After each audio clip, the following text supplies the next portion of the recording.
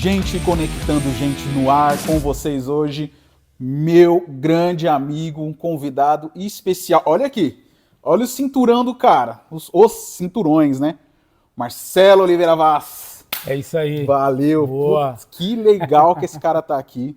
Confesso que hesitei nesse convite, falei, não, o cara tá lá toda hora nos Estados Unidos, toda hora lá, eu acompanho ele lá no LinkedIn dele, toda hora com um influencer, um lutador, tal.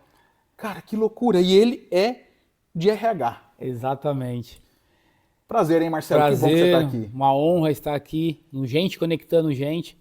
Eu tenho a certeza que nesse nosso bate-papo aqui vai ser muito produtivo, com muita história aí de RH e a parte esportiva também que está no meu DNA aí, tá no sangue. Não, hoje tá, olha, eu vou até acompanhar aqui, porque tem conversa pra caramba. A gente vai falar de desenvolvimento de carreira, de transição de mercado, disciplina que o esporte te trouxe, Exatamente. a liderança.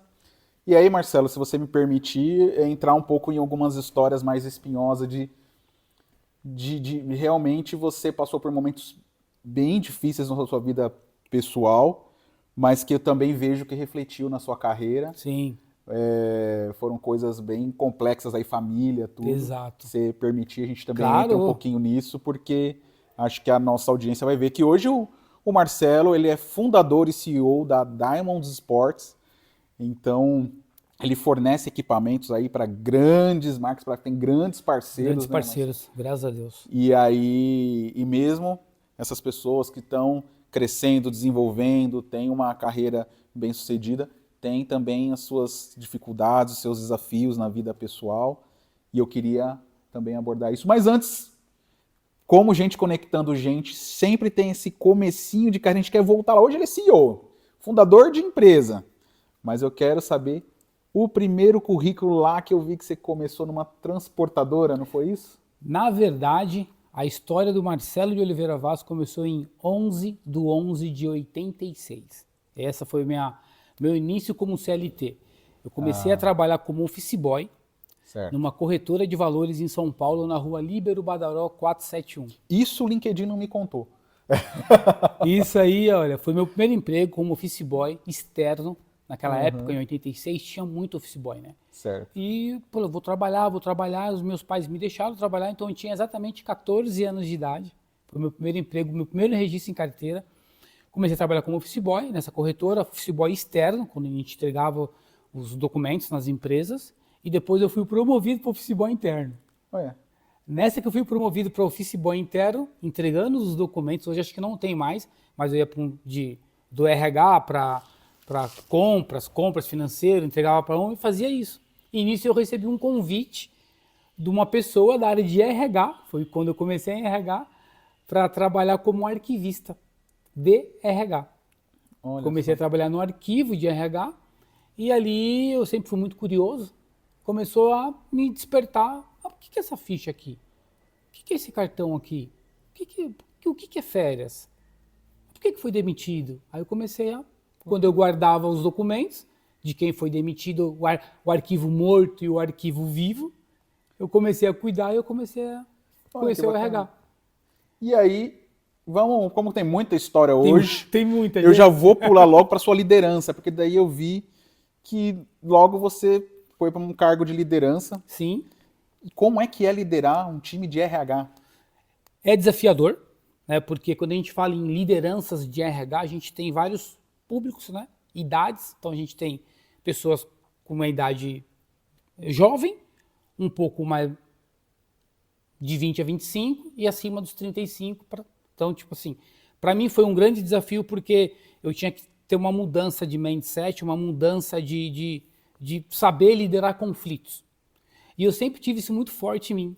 A liderança, a gerar conflitos sempre teve muito em mim. Então, para mim, eu fui me adaptando, dando orientações.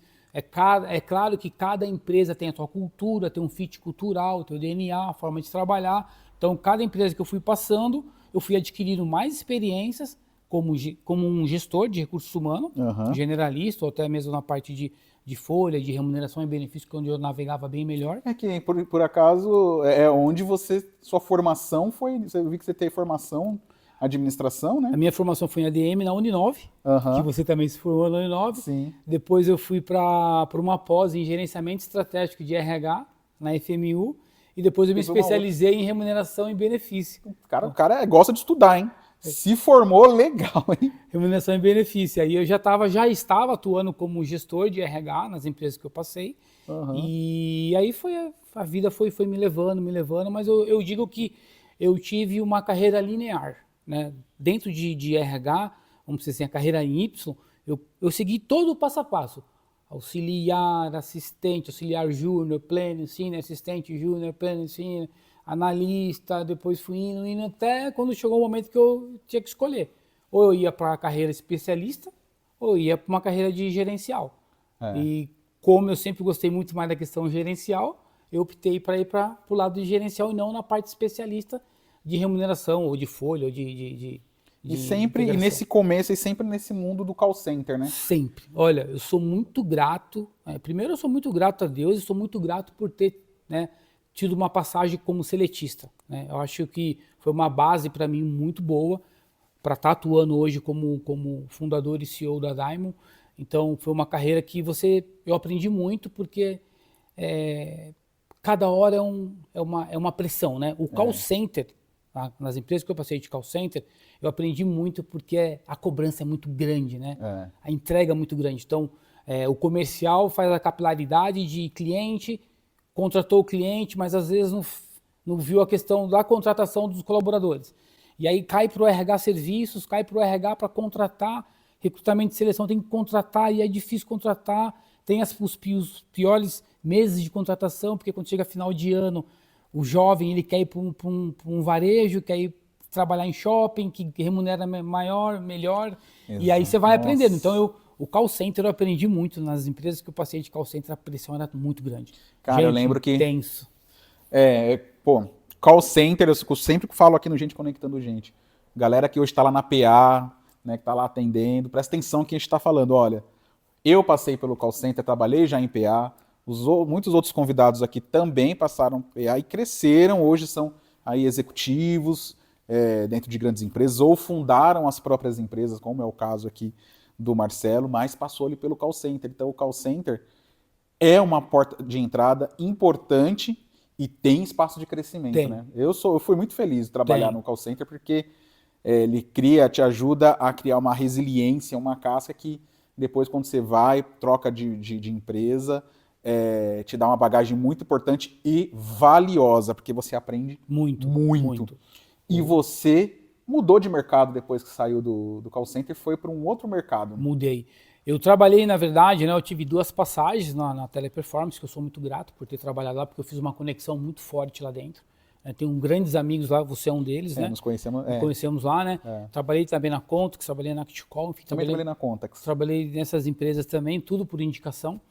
E o call center, ele te lapida muito, né? Porque eu me lembro muito bem que quando era entrou um novo cliente, banco, um cliente muito grande, eu lembro da Folha de São Paulo, e aí tinha que, o RH Serviço, na qual eu era o gestor, tinha que preparar toda a documentação. Eu me lembro direitinho que na Teleperformance, eu fazia tanta hora extra, que meu pai falava assim, Marcelo, você vai se acabar. Eu na época, eu era assistente, antes de chegar à gestão, eu era assistente, então eu ficava ali no FPW, entrando com as informações cadastrais dos colaboradores, e era muita contratação. Muito, assim, era muita, Caramba, mais de 1000. Você me faz voltar no tempo. Eu lembro que eu sentava com o pessoal da RH para discutir estratégia. Por quê? Final de ano, normalmente os clientes querem implantar novas operações ou implantar, novos contratos chegam. Black Friday. E aí, mas o que acontece no final do ano? A galera, os shoppings estão contratando também, as lojas estão contratando. E aí, gente, acontece uma loucura dentro, nos bastidores ali. A gente tem que criar estratégias de como atrair essas pessoas para eles não irem trabalhar nas lojas e virem para o call center. Então a gente sentava com o pessoal da RH para ver o que a gente poderia melhorar. Perfeito. Porque era um período crítico. Então o que a gente poderia ajustar ali na na folha de pagamento, ou de dar algum benefício, ou de conseguir eu falar com o cliente para falar, cara, eu preciso ali de entrada para cinema, ou de um adicional aí e tal. Uns voucher aí, né? Porque é um período, é um período de pico, né, no mercado. Pico. E o turnover é muito alto, né? Nossa. O call center, sim, o turnover é realmente Com assustador, certeza. né? Eu acredito que hoje deve estar na casa de 70%, se bobear, dependendo do segmento. É um turnover agressivo, então a rotatividade é muito grande, né? E eu me lembro que na época, eu tenho 53 anos, vou fazer 54, eu me lembro que na época a gente tinha muito aquela questão de Com do essa primeiro cara de emprego. menino. Olha lá. Sério. Desde que eu te conheço, você tem a mesma cara. Vou para 54, graças a Deus. Eu me lembro que, na época, para contratar, quando chegava assim, os documentos, né, para a gente colocar no sistema, e aí você colocava no sistema, a pessoa não, vinha um dia e sumia. Um dia não voltava mais. Ter o buffer de contratação. A gente também tinha que contar com isso. Aí você tinha que fazer o cálculo do turnover durante o período de experiência. Quanto que era gigantesco. É o buffer de contratação, tem o buffer de treinamento também, porque tem galera que desiste no meio do treinamento. Então a gente tem que contratar às vezes 20 pessoas a mais, porque a gente perde na contratação, durante o treinamento também cai, e aí para chegar lá na PA, para atender... E eu costumo dizer que, uma que reservinha o call center ele te testa muito, porque quando a gente fala em operações de call center, a gente tem vários tipos de público, né? A gente tem aquele rapaz, aquele garoto que começou a trabalhar, mas que você já consegue mapear aonde ele quer chegar, pelo jeito dele. E tem aquele que é o mais, vamos dizer, uma tribo mais zen. E você tem muita questão eu falo que eu aprendi muito a questão do vocabulário. Sim, né? sim. Você mudar, né? Então, uma hora você está falando com o CFO, uma hora você está falando com o CEO, uma hora você está falando com o diretor de operações, uma hora você está falando com o operador que é nascido e criado em Taboão da Serra, Capão Redondo. A gente tem que mudar o vocabulário, porque se você for falar muito tecnicamente com esse operador, ele não vai entender nada. Então você tem que mudar o vocabulário. É por isso que eu acho que o gerente de projeto também ele pratica a arte da comunicação. Que ele tem que falar tanto com o público, né, da operação, Sim. tem que falar com o pessoal de planejamento, que é outro vocabulário, pessoal de marketing, pessoal de treinamento, e com as áreas técnicas, o pessoal de TI, de desenvolvimento, Sim. de redes, tal, que é outro tipo de conversa, outro tipo. e depois levar tudo isso, consolidar tudo isso, e levar para os executivos, para os CEOs, para os VPs. Então, essa comunicação realmente que você falou. Realmente isso aí, isso para mim foi muito gratificante, essa questão de mudança de vocabulário para poder abordar as pessoas e tal. Eu trabalhei muito também com rescisões contratuais em call center, é loucura também. É muita rescisão. Rescisões, né? São Você diversas. vai puxando só da minha memória. Eu lembro tinha uma pauta, uma polêmica, assim. E o buffer? Senta ou não senta? Porque às vezes o buffer não queima durante o treinamento, durante a contratação, e chega na operação. Sim. Aí o gerente da operação fala assim, mas você mandou mais gente do que eu esperava, e agora? O que a gente faz? Fala, calma que o turnover vai consumir isso daí. Não, então ele não vai sentar na... E aí começava... E eu lembro assim também que depois que eu saí do segmento de call center e fui para os outros segmentos que a gente vai falar aqui, assim, era uma paz. Era uma paz muito tranquila, porque eu estava acostumado na pressão. A gente tem a pressão no mundo corporativo, sim, não deixa de ter, mas a de call center é diferente. É diferente. É diferente. Aí eu saí do call center e fui para o segmento de vigilância patrimonial. A pressão era diferente porque o relacionamento que eu tinha no caso de call center, de segurança patrimonial, 90% dos executivos foram militares. Ou foi da Marinha, ou foi do Exército, ou foi da Aeronáutica, ou foi Polícia Militar. E aí a conversa era diferente porque era tudo... A educação era uma coisa difícil, porque eles... O negócio é mais bruto, mais direto. Bruto, não mais tem aquela questão rústico, de alisar, né? Então é isso. Não tem muito cuidado com as palavras. Reuniões, às vezes, em alguns momentos, teve momentos que eu fiz reuniões que o cara tirava a arma, colocava na mesa, mas é natural. Então, mas assim, era tranquilo. Fazia parte daquele cenário ali. Né? Era muito tranquilo, mas o call center me deu muita base, né? As empresas que eu passei, mas era assim, eu tive ali me formou um casco assim para chegar numa liderança muito boa. E eu consegui chegar, né, a um cargo de liderança dentro do call center. Cheguei a um cargo de média gerência, né? E aí foi quando eu resolvi mudar, né? Mas esse cargo de média gerência que eu tive nas empresas de call center era eu era RH generalista, né? Então eu atuava em todos os subsistemas de RH, tive, como eu disse para você, a carreira de auxiliar até chegar à média gerência, passando passo a passo, indo educadamente me moldando, né, de um júnior para um pleno, de um pleno para um sênior e assim sucessivamente. E aí depois eu resolvi mudar, né, de segmento, onde eu tive uma proposta para ir para a área que eu falei, de segurança patrimonial. Já atuando... Mas não tem medo dessa Muito. mudança? Muito. Porque às vezes tem gente que tem mudar de mercado depois de tantos anos. Muito porque eu estava seguro. Claro. No Seu call networking center, estava todo lá no call tranquilo, center, a galera toda você conhecia foi todo te mundo indicando. tal, já sabia como era a atuação dentro de call center, contact center, já sabia. Eu estava saindo para ir para o mundo do quê? Segurança patrimonial. Tem gente que pode travar numa mudança dessa, tem gente que pode Sistema de folha avançar nesse jogo. Sistema de ir pra folha frente. diferente, uma cultura diferente, o DNA totalmente outro do call center. Outro tipo de pressão, né? Outra Call velocidade, center, né? Call center, você vê, né?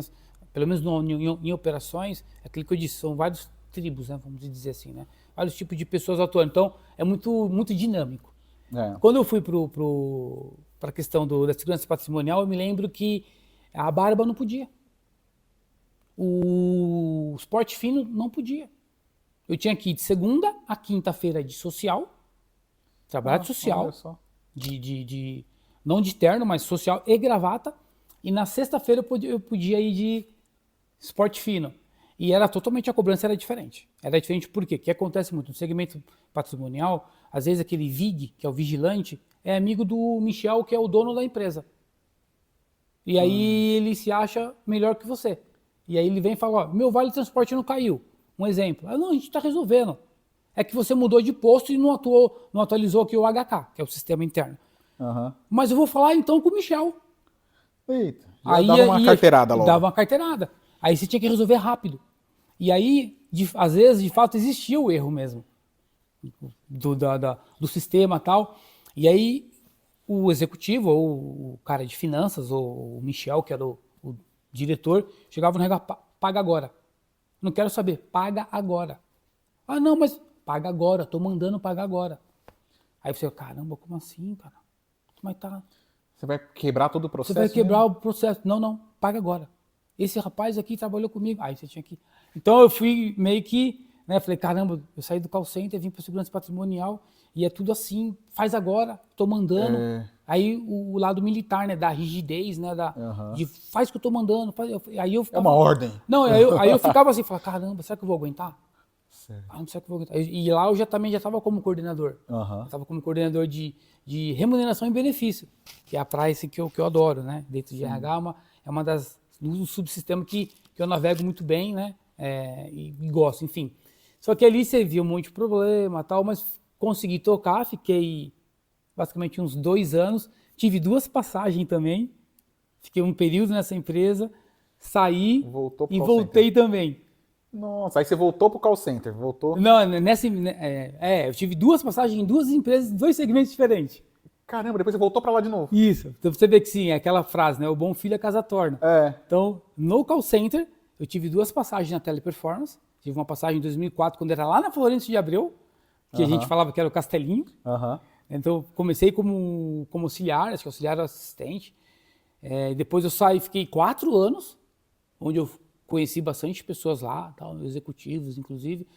E depois eu saí, dei uma navegada, aí me chamaram de novo. Ó, tem uma vaga aqui para remuneração, você quer voltar? Eu voltei de novo para Teleperformance, já com cargo de gestão. Só que quando eu voltei para Teleperformance, cargo de gestão, já em remuneração e benefício, que eu falei, pô, tô legal, eu recebi uma proposta de uma empresa de engenharia de construção civil.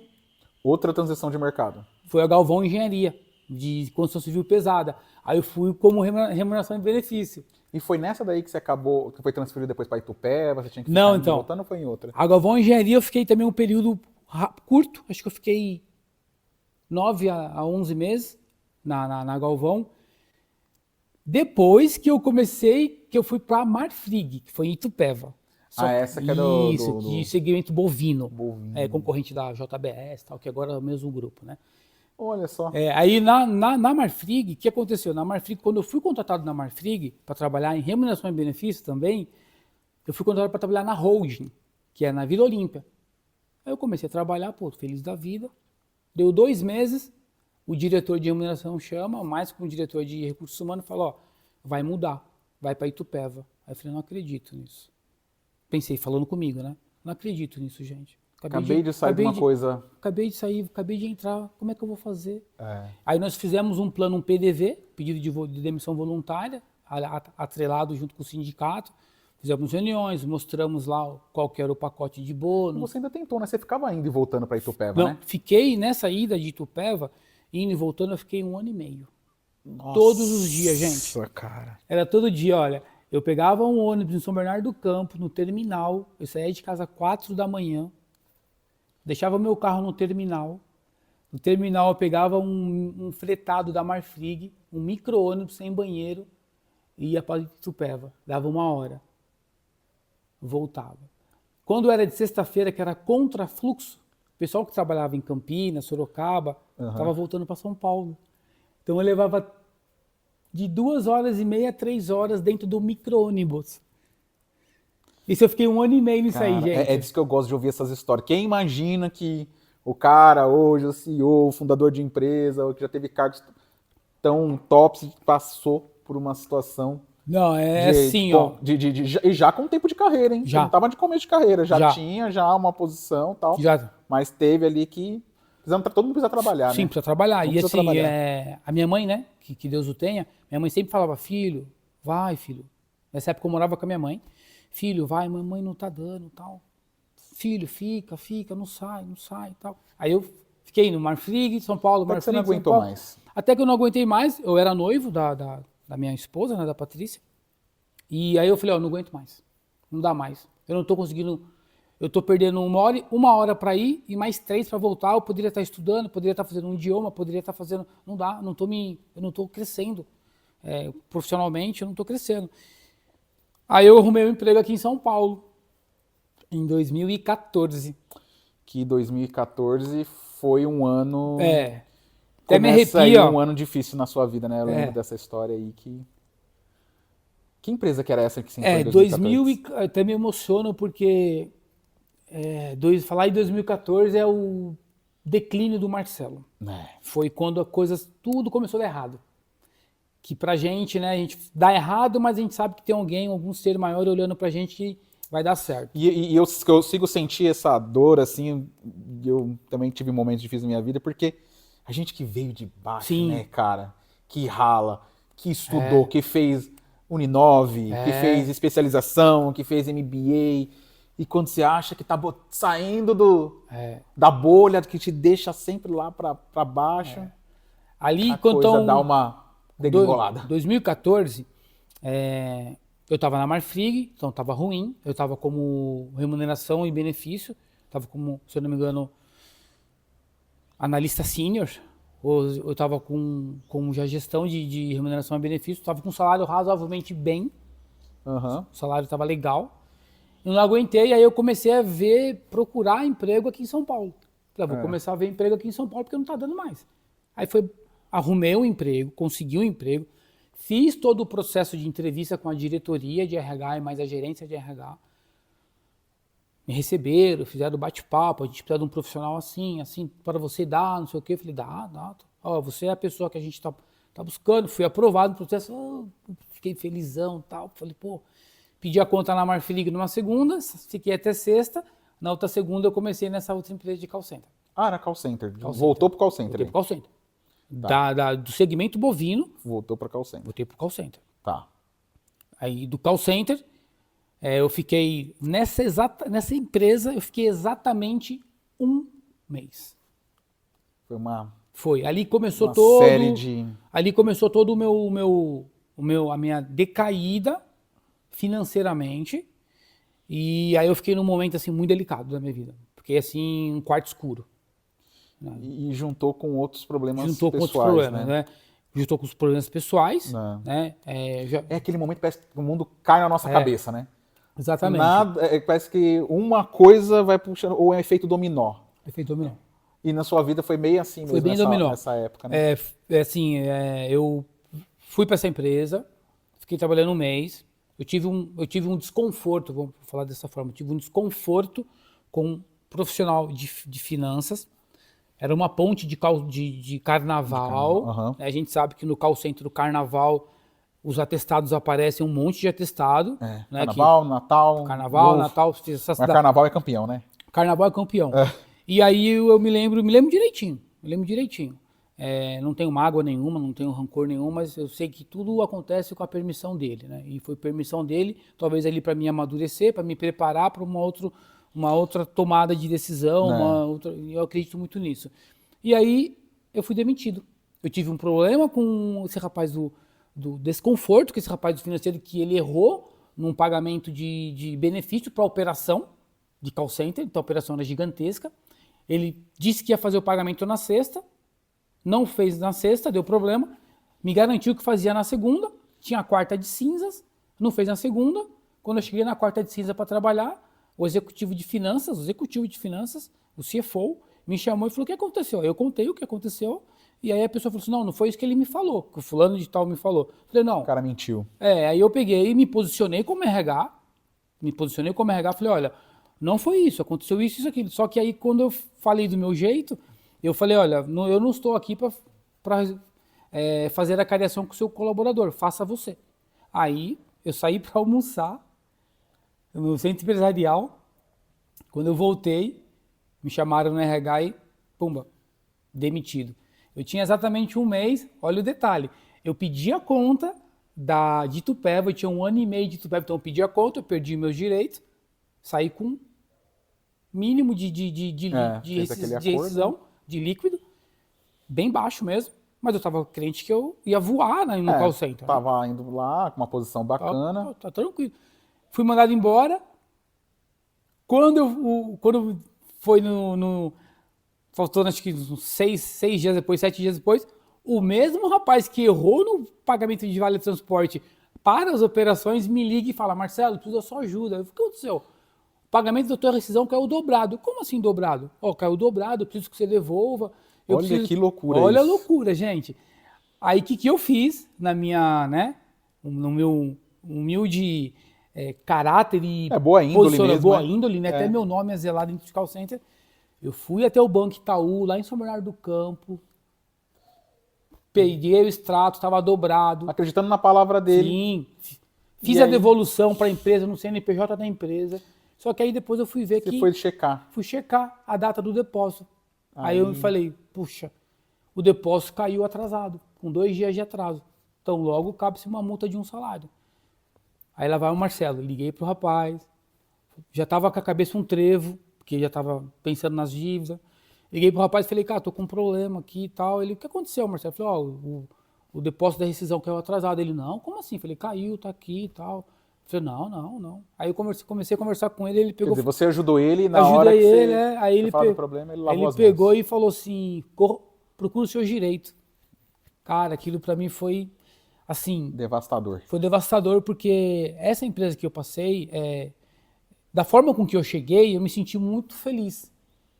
Que você foi você foi recebido com muito carinho, muito todas carinho. As pompas, né? Com todo e da forma que eu saí, cargo bacana. E da forma que eu saí meio que escorraçado. Aí isso aí ficou na minha cabeça por muitos anos. Sabe? Assim, fiquei muito triste, fiquei muito... Não, mas você tem um nome, todo mundo conhece você no mercado e tal, né? Sim, aí... Tá com receio de como é que isso vai repercutir. Aí você pergunta para um, pergunta para outro: você devolveu? Eu devolvi. Você não tinha que devolver, não. Eu falei: não. O que é meu, o que não é meu, é meu. Devolvi e tal, enfim. E aí nesse meio tempo fiquei desempregado. Tinha um salário razoavelmente legal. Aham. Eu não tinha receita para pagar minhas dívidas. E não tinha mais, você não recebeu nenhum benefício. Não. Aí as dívidas começaram a acumular. Acumular. E a gente quer certinho com essas coisas, né? Começou a acumular, devendo ali, devia aqui. Fazia entrevista, não dava certo. Aí eu perguntava para ele: por que não tá dando certo se eu entendo do negócio? Será que eu tô falando errado, tal, né? Fui pedindo ajuda para um, pedindo ajuda para outro na questão do posicionamento durante um processo seletivo, tal, que a parte de treinamento, recrutamento e seleção não era tanto a minha praia. E aí comecei a fazer um monte de processo, Michel, e só negativa. E aí? Só negativa. Tudo dando errado. Tudo dando errado. Aí a conta ia aumentando cada vez mais. E o que você fez para mudar isso? Cara, aí entrou a questão da disciplina, né, que eu falo que a questão do esporte. Que vale falar que desde 88 desde você 88, é atleta, né? Você desde 88. dá aula. Tudo. Isso, eu me reconheci como atleta em 1988, eu comecei na Pirelli, antiga Pirelli em Santo André. E dali eu fui indo, chegando até o topo do topo, né? E aí eu falei, pô, eu preciso pagar minhas dívidas. Naquela época, meu pai trabalhava na Mercedes, a minha mãe era pensionista militar do Exército, né? Sua mãe era militar? Tenente. E aí, Caramba. a minha mãe que me bancava. Essa parte é a parte que começa a minha dor. Porque eu já tinha uma idade, aí minha mãe que dava dinheiro para colocar gasolina no meu carro. Nossa. É. Celo, põe aqui. Celo, vai fazer entrevista, leva dinheiro para comer. Cara, isso aí, pra mim, assim, consumia muito, eu ficava envergonhado. Falava, caramba, cara. O que tá acontecendo? O que tá acontecendo? O que Deus quer de mim, né? Eu dobrava o joelho, dobro até hoje. O que Deus quer? O que você quer me mostrar? E comecei a ver os processos, nada. 2014, foi indo. Finalzinho de 2014, começo de 2015. Quando foi em 17/12/2015, meu pai sempre fazia muita festa em casa. Né? Final de ano, né? Trazia as famílias e tal. E pegou e minha mãe tava com um probleminha no pé. E eu fui levar lá no médico. 17 de dezembro. A gente tinha 2 convênios, graças a Deus, tinha o da Cruz Azul, que era do Exército, e do AMIL. E aí eu levei, quando eu levei, minha irmã falou, não, Celo, não leva a mãe não. Meu pai também, não leva não. Eu falei, não, tem que levar. Peguei e levei. Quando eu levei minha mãe entrou no hospital, aplicaram um tramal nela pra dor e ela baqueou. E eu procurando emprego. E sua mãe? Minha mãe baqueou, cara, apagou. Aplicaram o tramal nela, ela apagou, 17 de dezembro ela apagou. E eu falei, caramba, aí meu pai e minha irmã basicamente falaram, você que é o culpado por anos, né? Você que é o culpado, você que matou a mãe. Você que vai a mãe. Não, velho, ela apagou, não é que ela desmaiou, ela faleceu ali. Não faleceu, ela apagou, ela ficou inconsciente, ela apagou. Ah, tá. Okay, aí ela entrou e não chegou a entrar no coma, ela apagou, desmaiou e depois ela voltou, mas ela já voltou com várias complicações. Já entrou no quadro vermelho. Sério? Aí foi lá em São Bernardo ainda, no hospital particular. E aí dali, cara, 17 de dezembro, Natal, Ano Novo, acabou. Não teve nada. E eu procurando emprego e... Mas a cabeça já ferrada, tipo, endividado, com a mãe internada, sua mãe ficou internada? Ficou internada, minha mãe ficou internada total uns 2 meses. 2 meses e meio, internada. 2 meses internada. E aí, procurando emprego na área de RH, né, tal, aí, como eu não estava conseguindo emprego, eu comecei a dar aula. Dar aula de condicionamento físico, dar aula de personal. Eu acho que foi em 2014 ou foi em 2005 que eu tive aula com você. Sim, eu já era envolvido, né? E aí eu e uns diretores lá da empresa, a gente ia lá ter aula com você na Bela Vista. Isso, lá na Orion Box ali. Na Orion Box. Ali, aí então aí para mim ter uma receita lícita, né? Eu comecei a dar aula, porque eu já navegava, eu já atuava em RH e sempre o esporte esteve comigo, então eu tive muito forte a questão porque o esporte te doutrina muito, te deixa muito disciplinado o esporte, né? O RH é conectando gente, pessoas, cada um jeito, você também fica ali muito disciplinado, ali tem que mudar de chave, então eu sempre tive esse jogo aí. E a minha criação foi basicamente uma criação militar, então também tinha uma criação muito rígida. E aí eu comecei a dar aula, e eu dava aula, cara. Ganhava R$60. Por aula? Por aula, cara. Dava aula para um, para outro e tal, e para ocupar minha cabeça e tal. Quando foi 2014 para 2015, minha mãe internada, aí deu um momento lá que, encurtando, né, que o médico chamou a gente lá e falou assim, olha, o caso da sua mãe é vegetativo. Ela tá em coma vigil. Não sabia. Ela não volta mais. Aí eu falei, não, imagina. Com uma dor no pé? Ela tava com uma dor no pé? Uma dor no pé, tomou tramal, só que aí deu a DPOC, que ela fumou por muito tempo. Aí tinha que começar a usar o balão de oxigênio. Deu embolia. Não deu embolia, ela deu tipo... quando ela voltou, a saturação dela estava muito baixa. E aí eles falaram, tem que usar agora para o resto da sua vida vai ter que usar o oxigênio. Aí ela ficou... Mas ela tava lúcida. Aí depois começou a dar mais complicação e ela entrou em coma. Aí do coma ela não voltou mais. Aí ela entrou em coma, aí chegou um momento que o cara falou assim, o médico falou, ó, não tem o que fazer, a tua mãe tem que ir para casa. Aqui não compensa ela ficar mais, porque aqui é perigoso risco de infecção e tal. Aí eu falei, caramba. E aí nisso minha irmã já tava Meu pai já tava com os dedos apontando para mim, todo mundo. Isso aí até hoje ainda me dá uns negócios de vez em quando que eu falo, poxa, enfim, né? 14 de dezembro aí apareceu outro segmento de trabalho, que eu tava do call center, Aham, aí fiquei parado, aham. aí começou a aparecer um segmento de medicamento, distribuidor de medicamento de alto custo, que Que é é, aquela super empresa que você trabalhou a lá. Forbio Medicamentos, que eu falo que foi a melhor empresa que eu trabalhei na minha vida. Eu acompanhava lá, eu vi. Acho que eles foram comprados, pelo que eu Foi vi. comprado pela Raia Drogasil. Ah, O André Kinner, o fundador e CEO, aham. e aí depois em Que ali 2000... você foi muito bem recebido Isso, também. E na tal. Forbio assim. A Forbio foi um divisor de águas para mim, porque era uma cultura totalmente diferente do mercado corporativo.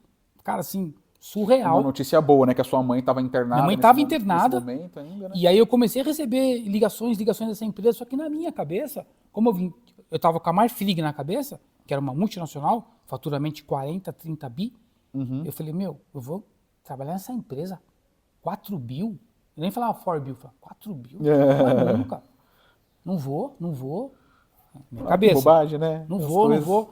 E aí eu me lembro que eu ficava muito no hospital, porque eu morava no hospital. Certo. Basicamente eu morava no hospital, que eu ia um dia, voltava, um dia, voltava, um dia. Eu sempre fazia isso, cara, no hospital. Ia, voltava, ia, voltava e voltava. Certo. E aí o que aconteceu? Me chamaram para ir lá, pra uma vaga de gestão de RH, coordenação geral de RH. E aí eu lembro que eu cheguei lá, o dono da empresa, o primo e o dono da empresa falou assim, temos uma vaga aqui, assim, assim, assim, assim, assada, tal, tal, tal, tal, tal. Eu peguei e falei assim, mas eu não lembro de ter mandado meu currículo para essa empresa. Olha como que é as coisas. Eu não lembro de ter mandado meu currículo para essa empresa. Ele falou, não, você não mandou mesmo não. O seu currículo foi uma indicação da Raia Drogasil. Ó, olha só. Olha que loucura, cara. Eu falei, da Raia Drogasil? Mas também não lembro da Raia Drogasil, não. Quem indicou foi o José Luiz, que foi um gerente meu na Teleperformance. Sério? Na época que teve que era Secapt, TP, não sei se você lembra. CBCC também? Depois CBCC, Aham. e depois passou Teleperformance RM. Aí quando uniu essas empresas, então tinha 2 gerentes, tinha Teve sempre toda a 2 de fusão, 2. E o José Luiz era um gerente de RH, que era meu gerente por pouco tempo, depois veio o Fabian Seabra, que veio outro... Fabiano Seabra, Fabian meu Deus, Seabra, quanto né? tempo. Fabian Nossa. Seabra, que foi meu gerente também. Ele até me chamou boxeador, ó. Os caras já me mapeavam assim, né, na época. Eu te conhecia também como boxeador também. Boxeador e tal, e eu sempre ali no RH, né? E aí eu, resumindo, ele pegou meu currículo, aí eu cheguei, fiz o processo na Forbio, me apresentaram na empresa inteira, falei, os caras vão me contratar. Só que eu não queria. Falei, os caras vão me contratar. Batata. Voltei pro hospital, porque minha mãe estava internada, então tinha que ficar um dia eu, um dia minha irmã, um dia eu, um dia minha irmã. Meu pai já era idoso, não tinha como, então eu tinha que ficar, revezava. Aí o pessoal do RH me ligou e falou, você foi aprovado na vaga. Aí eu peguei, voltei pra lá e peguei e falei assim, ó, só que eu tô com um problema. Qual que é o problema? Falei, pro dono da empresa. Falei, ó, minha mãe tá entre a vida e a morte no hospital. Ele, como assim? Falei, ó, minha mãe teve um problema de saúde, ela internou, ela tá em coma, eu quero muito essa posição, eu preciso trabalhar, só que ela tá entre a vida e a morte, eu tô me dividindo de hospital e casa, hospital e casa. Aí ele pegou e falou desse jeito, falou assim, agora que a vaga é sua. Porque na nossa política, um dos nossos DNA é transparência. E você foi transparente no teu momento, a vaga é sua. Cuide da sua mãe e a vaga é sua. Eu falei, cara, Nossa. acredito, cara. Tá Até vendo? me Tem as arrepia. coisas, me arrepia também as coisas que Deus coloca, e você não querendo, né? Não. 4 bil, né, quando você falou. 4 bil. E é a empresa que ia te dar o chão, Cara, né? sim, A base que a precisava. Forbio foi onde eu tive os maiores resultados profissionais da minha vida. O maior. Foi um dos maiores resultados que eu tive na Forbio, que é a última empresa que eu trabalhei como CLT por 9 anos, foi onde eu tive as maiores dificuldades, mas também tive os maiores reconhecimentos. Para você ter uma ideia, o reconhecimento que eu falo que não só eu, o time de RH, foi quando eu entrei na Forbio em 2016, a Forbio já estava vindo de 2 anos de GPTW. Ela estava tipo na posição 146. Great Place to Work. Exatamente. Muitas empresas para trabalhar, GPTW. né? E eu saí de lá, ela sendo a primeira. Nossa. Então, tipo assim... Então quer dizer, o profissional tava voando. E o pessoal, sua mãe... E depois... Isso no finalzinho, né? Eu tô indo pro final da Forbio, enfim. Aham. Então, Forbio Medicamentos, muito carinho por tudo que me proporcionou. Sou muito feliz por ter passado pela Forbio e agradeço demais. Porque eu consegui meus maiores feitos profissionais lá. Só que em 2015, minha mãe estava internada, ela ficou um tempão. Aí fizemos o home care em casa. A minha irmã mudou de vida, de Mojimirim, ela veio para São Paulo. Sim. Meu pai já tiozão, 82 já. Todo mundo fazendo o que podia, né? Isso. Fizemos home care em casa, porque a casa é grande, né? Fizemos tudo com toda a estrutura da Mil, tal. E aí eu estava trabalhando na Forbio, e quando eu comecei a trabalhar na Forbio, entrando na parte de segmentos diferentes, cara, a Forbio era tudo diferente. É tipo assim, um cara mandava um atestado que tipo, foi acompanhar a namorada no hospital e o gestor abonou 5 dias. Aí eu ficava doido, cara. Falei, como assim, cara? É namorada, não é esposa. Aí eu falei, não, mas não pode. É não sei o quê. cultura, cultura da empresa. A cultura da empresa, né? É. Então, tipo assim, tinha muita coisa ali que eu falava, caramba, cara, não acredito. É. E a questão da vestimenta também, como eu vim da guarda patrimonial da GP e na Marfrig também era muito rígido a muito vestimenta. diferente cultura, muito diferente. né, cara? Eu sabe que eu passei numa empresa falando essa coisa de cultura, que eu tava num one-on-one, né, naquela reunião semanal com a minha diretora. E aí, tá tudo bem? Não, tudo bem, um pouquinho de dor de ouvido hoje e tal, mas tô bem. Ah, tô fazendo. Não, peraí. Você tá com dor de ouvido? Ah, não, só tá doendo um pouquinho. Mas deixa eu te falar como é que tá o status. Ela falou, não, Michel, peraí. Você tá com dor de ouvido, então, americana, né? Falei, tô. Ela, olha, faz o seguinte, desliga e vai descansar, vai se cuidar, às vezes é baixa imunidade. Né? Mas eu falei, só tipo, não tava me queixando, dava pra trabalhar, porque a gente tem essa coisa, tipo, tá ruim, mas vamos. E aí ela falou, não quero nem saber, tal, não tem nada que tem que cuidar, cuida de você, cuida da sua saúde, cuida da sua família. Você precisa estar bem para cuidar da sua família, para não sei o que, do trabalho. E eu fiquei, nossa, cara, que coisa. Eu não esperava por essa. Eu fiquei, tô gostando, tô no lugar certo, porque a preocupação dela com a minha saúde foi maior do que a minha própria preocupação. Não, isso é muito assim, na Forbio, tem muito essa questão realmente na Forbio, até enquanto eu estava lá, o colaborador era tratado como um colaborador. Ele não era um número. Ele era tratado como um colaborador. O Marcelo, o Michel, o fulano de tal, é um colaborador X e tal. E tinha muito essa questão de ajuda. Ó, teve situações na Forbio, por exemplo, que um colaborador foi detectado como soro positivo, estava internado. Cara, eu fui lá no hospital para falar com o cara, para conversar com o cara, com a mãe do cara, que a Forbio estava ali para ajudar o que fosse possível. A mãe da pessoa falou assim, como que é? Eu falei, não, eu sou do RH da empresa e tal, queria te falar que o que você precisar, ele está assistido, a cadeira é dele, não vai acontecer nada, sabe? Tranquilizar. A mãe do rapaz falou assim, eu nunca vi isso na minha vida. Eu falei, pois é, na Forbio tem. Eu falei, pode ficar tranquilo. Isso só um dos detalhes, né? E, talvez pela empresa de medicamento de alto custo, que fornece medicamentos para câncer, infertilidade, GH, então o tratamento era outro. Então, eu me lembro que no começo da Forbio, eu fui chamado na sala pelo meu gerente, pelo meu diretor, com 1 mês de empresa. Sabe por quê? Ele me chamou e falou assim, vai devagar, cara. Você tá muito agressivo. Não quer ser muito rápido, você quer dizer, né? Você tá muito... No sentido de velocidade. Velocidade trabalhando demais. Nos processos, né? Queria colocar muita coisa do que eu peguei do passado.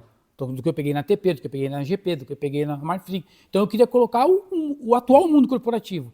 Regras, políticas, não pode aquilo, não pode aquilo. Isso aí tá... Aí o cara me falou, o pessoal tá falando que vai ter canal de conversa ética.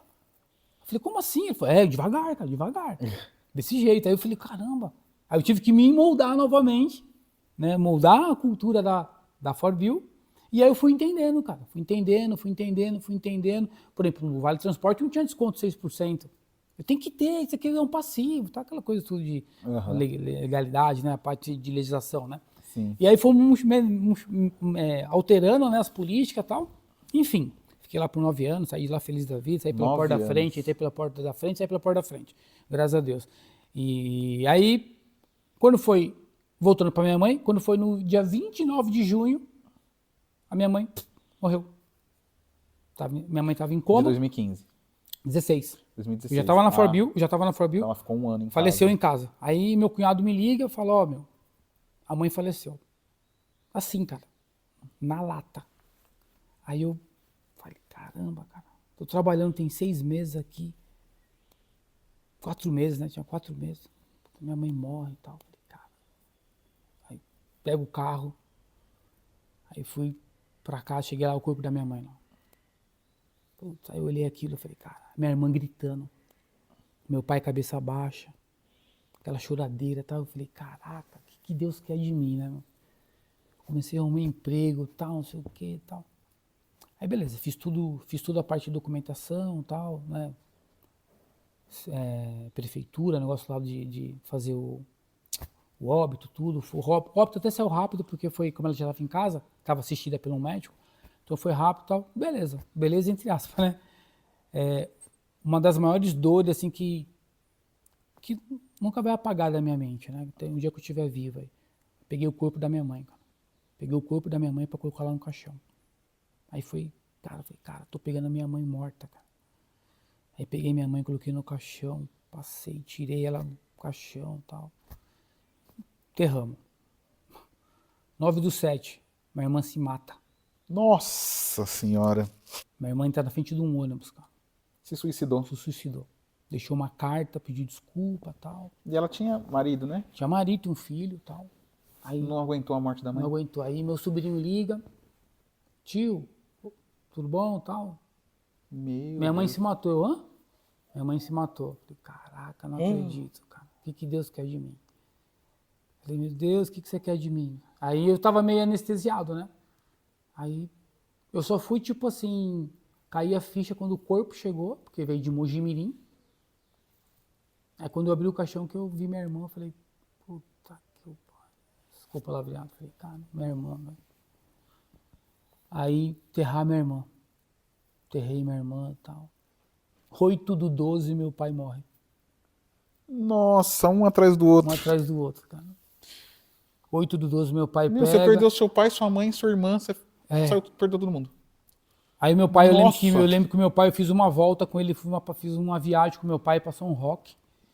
E meu pai falava assim, ó Celo, eu tenho medo de morrer sozinho e tal. Eu falei, não pai, que é isso, pelo amor de Deus, tal. Não sei o que e tal. Aí ele falou, tô sentindo umas dores aqui no abdômen e tal. Aí eu levei ele no hospital.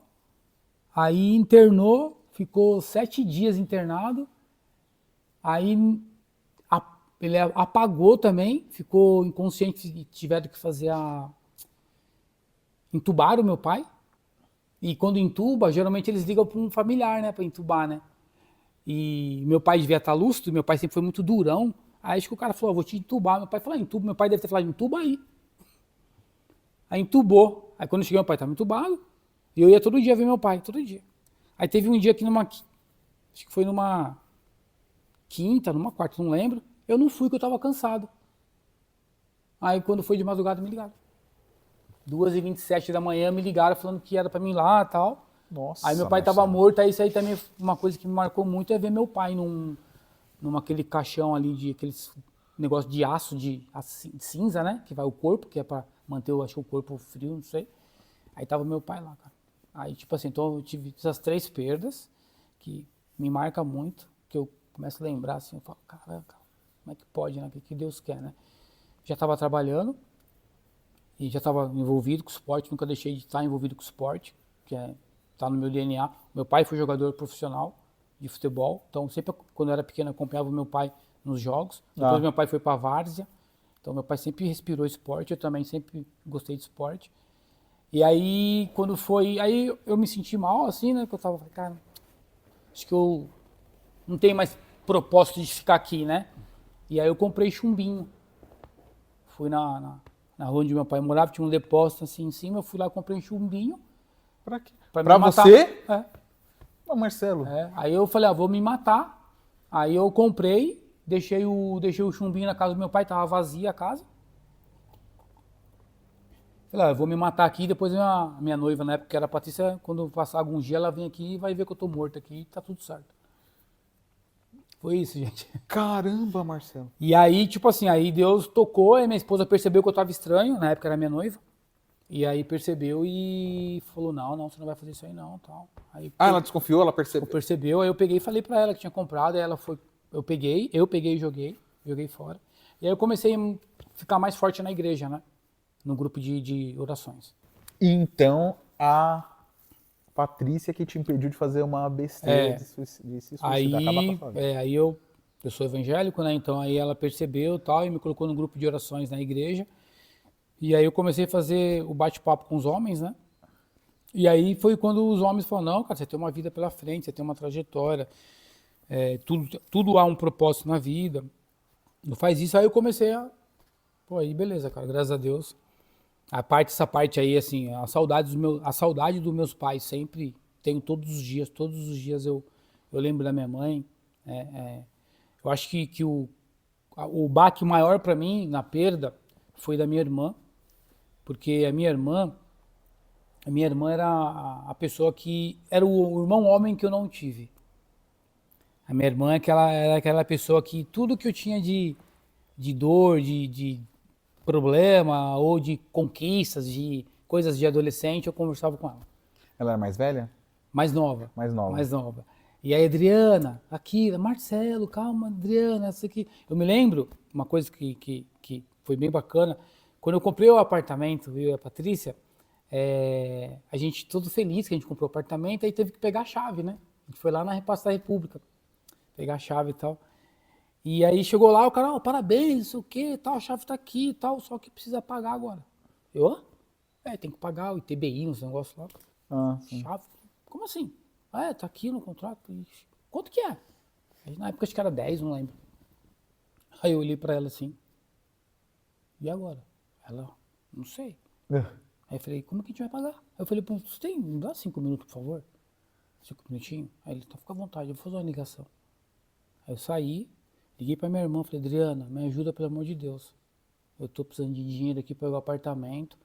E, não tenho, não sabia, tinha esquecido, não sei o que. Ela, quanto que é a célula? Não, de célula. Eu falei, tanto. Pede aí uns dois dias só para me tirar o dinheiro, descer pra conta, eu te empresto. Aí ela me emprestou o dinheiro.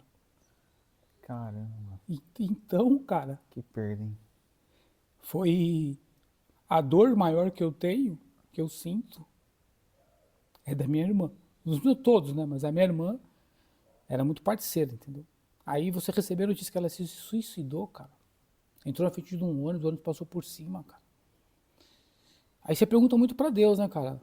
Eu aprendi muito a perguntar, né? Eu até falo para as pessoas, quando eu tenho a oportunidade de falar da minha passagem, desse meu testemunho, eu falo muito da questão da valorização dos pais.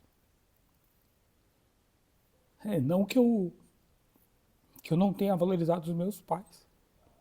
Sempre valorizei, mas acho que eu poderia ter me doado mais. Então eu falo dessa parte que assim, cuida dos seus pais em vida. Não tenha vergonha de falar o quanto você ama teu pai e tua mãe, entendeu?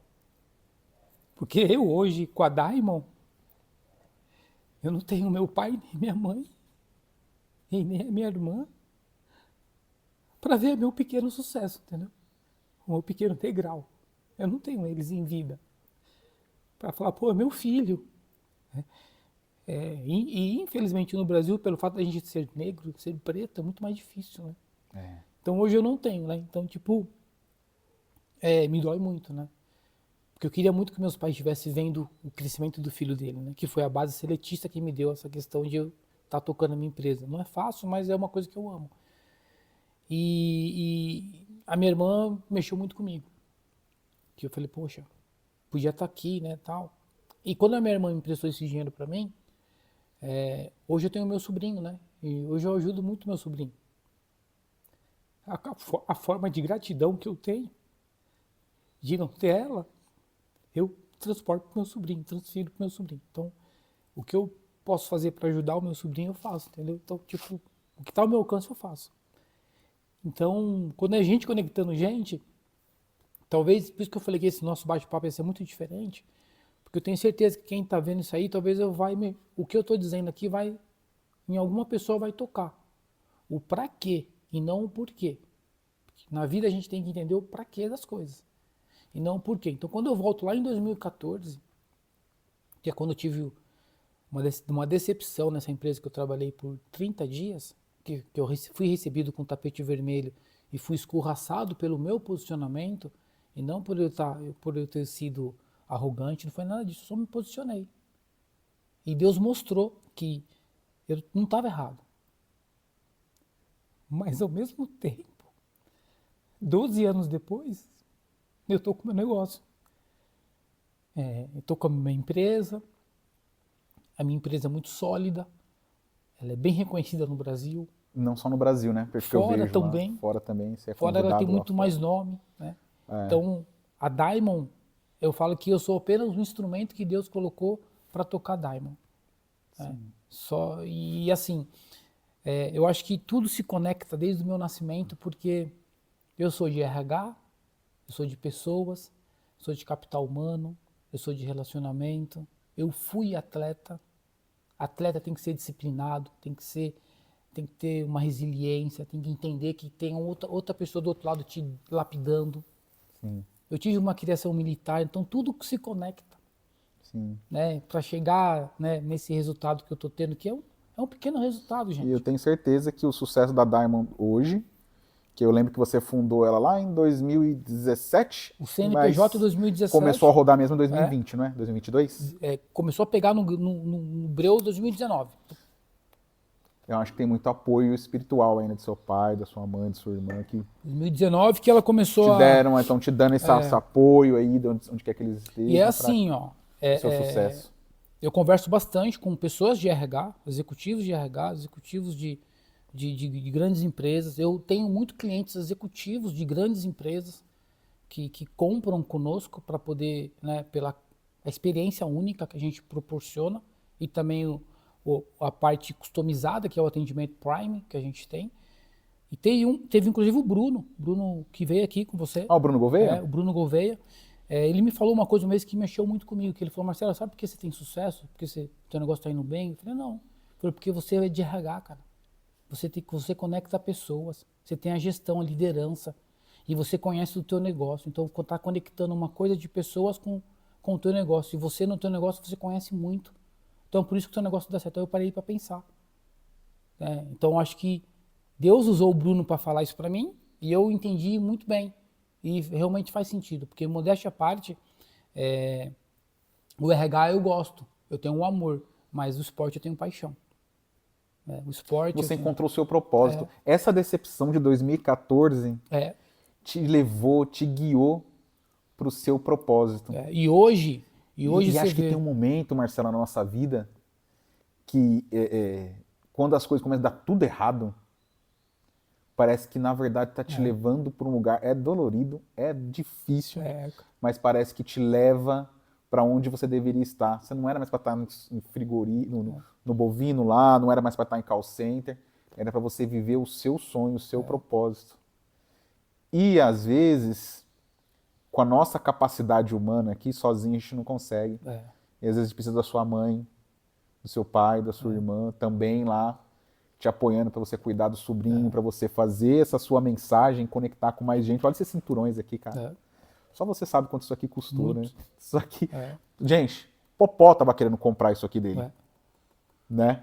Esses 2 cinturões aqui, esse aqui é o da Federação Internacional de Boxe. O Acelino Freitas, aí o Popó, ele tem um que ele ganhou, esse cinturão na disputa. E esse Conselho Mundial aqui de Boxe também, que os dois são banhado a ouro em rubi. O Acelino Freitas ganhou um por ele ter sido super campeão mundial. Então, assim, esses cinturões aqui já passou em algumas cenas de globais, algumas cenas de teatro, já foi esse cinturão. No Brasil só tem esse. Eu nem o sabia Conselho dessa Mundial história. de Boxe. Eu não sabia dessa história. E aqui nos bastidores ele me mostrou, eu fui tirar uma foto. Quando você toca, isso aqui é uma energia, cara. Cara, sim. Tem um negócio diferente isso daqui. Eu falo que isso aqui é meu brilhante. Os dois são meu brilhante. São as coisas que depois da minha esposa, é o carinho que eu tenho, que eu amo, né? São os meus brilhantes. Então, isso aqui simboliza muito a minha vitória, a minha trajetória, a minha garra, a minha perseverança, os não que eu tomei. Não, e agora eu vejo assim, recebeu o convite. Onde você vai estar esse final de semana? Assim, ó, hoje é dia 24. 24, nós estamos gravando aqui no dia 24 de setembro, e agora dia 27 vai ter o Spaten Fighting Night, que é da Ambev. Só para convidados. Só para convidados. Não é aberto ao público. Não é aberto ao público. Aí eu vou estar representando a Diamond lá. Porra, cara. Eu fui, parabéns. tá vendo? Fui escolhido pela área de marketing da Spaten e me mandou o convite. Então isso para mim é muito gratificante como representante da Diamond. Né? E eu tenho muitos sonhos ainda pela frente. 3 meses atrás você estava onde? Que eu vi lá você... Estados Unidos. Estados Unidos. Fazendo o que lá? Parcerias? Então, parcerias. Como eu falei, a Diamond Sports lá fora, ela tem muito mais conexão que no Brasil. Eu vi você lá com foto com o fundador de não sei o quê. Eu falei, E assim, eu não conheço esse mercado, mas pelo que eu vi ali, a gente... Não, lá para você ter uma ideia, nos Estados Unidos, tem uma luva que ela chama Grant. É a luva do Floyd Mayweather, a luva do Stallone, para ficar mais fácil. Esse cara que produz essa luva Grant faz só sobre encomenda. É uma luva bem difícil de comprar, bem difícil de localizar. E é um cara que hoje, assim, ele é multimilionário. Eu falo diretamente com ele. E não é porque eu tenho questão de dinheiro, porque eu não tenho. Eu estou começando a crescer. Mas eu converso com ele.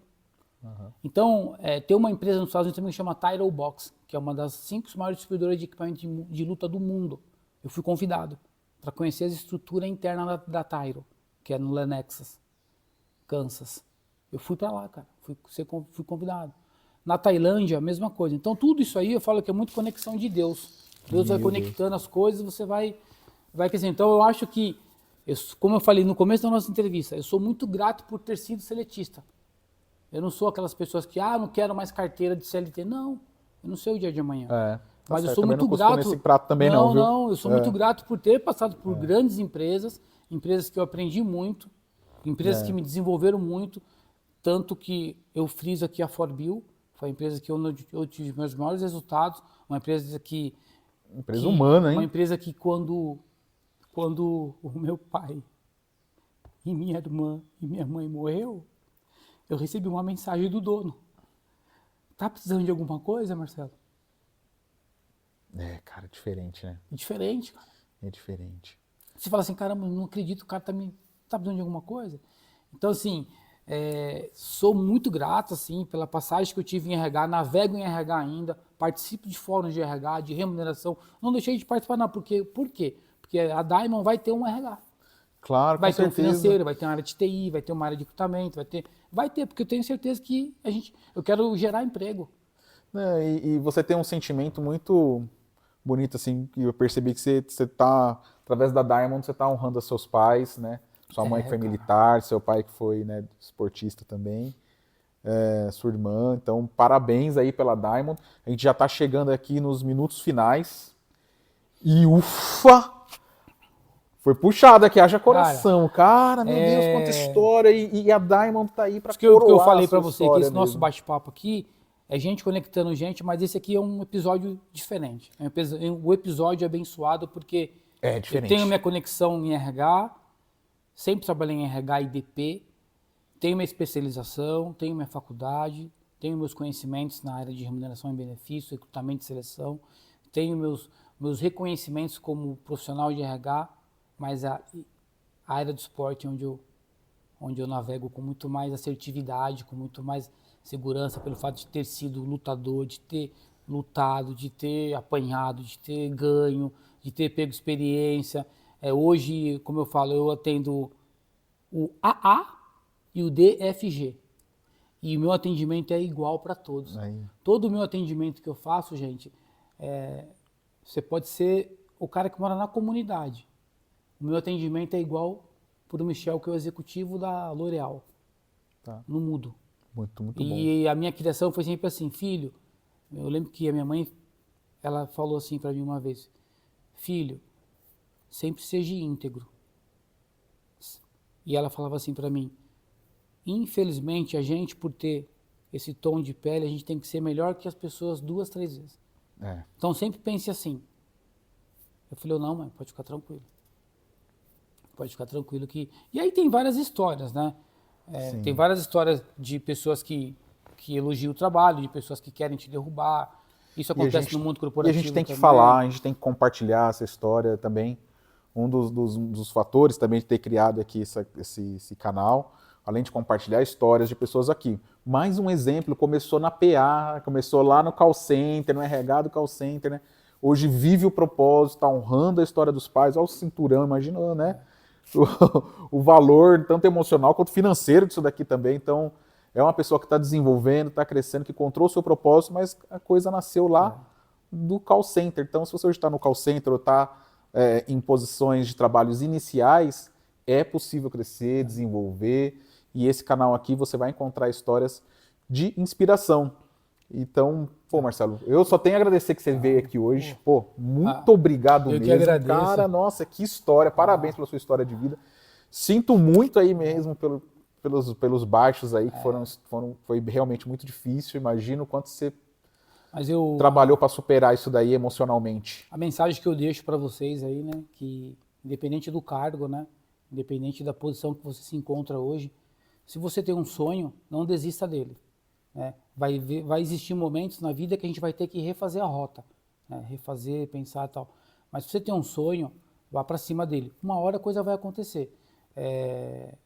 Essa tomada de decisão que eu tive, de sair do CLT, numa empresa que eu estava quase por 10 anos, para tocar meu negócio, não foi fácil, não. Não foi fácil. Eu imagino. Foi muito difícil. Mas uma empresa que não, te apoiou sim, tanto, foi muito né? difícil, porque eu falei assim, vou ou não vou, vou ou não vou. Uma das coisas que minha esposa falou, Má, vai em busca do teu sonho. Vai em busca do teu sonho. Arroz e feijão não vai faltar. Então, estamos aí, né? Esse aqui eu levo eles quando eu vou fazer os podcasts aí. E são muito bonitos, são relíquias mesmo. E, gente, é isso. Acho que deu para falar um pouquinho da história do Marcelo, deu para falar um Marcelo, pouquinho que história bonita, que história. das derrotas, das vitórias. São muito mais vitórias que derrotas. Cheio de altos e baixos, mas com muito mais vitórias, né? É isso aí. Gente, é isso aí por hoje. Espero que vocês tenham gostado. Compartilha, curta, comenta aqui e se inspire. É gente conectando gente por aqui. Um abração. Brigadão, Marcelo, por ter vindo aqui no meu sofazinho aqui em casa. É isso aí. Tchau, pessoal. Tchau. Eita, Marcelo. Coloca 10 segundos de foto. Vamos fazer umas fotos aqui. Siga agora no YouTube e Spotify.